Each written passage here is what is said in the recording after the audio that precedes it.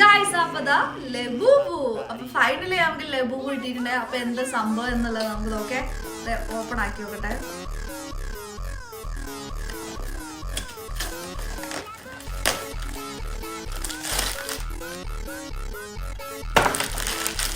ഇങ്ങനെയാണ് ഇതിൻ്റെ ഉള്ളിലൊരു പാക്ക് വരുന്നത്. കണ്ണടച്ചു വിട്ടിക്ക്.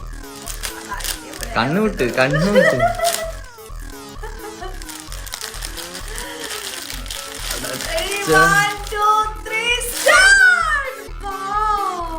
ഇതാണ് കളർ വരുന്നത്. ബ്ലൂ ആണ് കിട്ടിയത് നമുക്ക്. ഗൈസ് ബ്ലൂ ആണ് കിട്ടിയിട്ടുള്ളത്.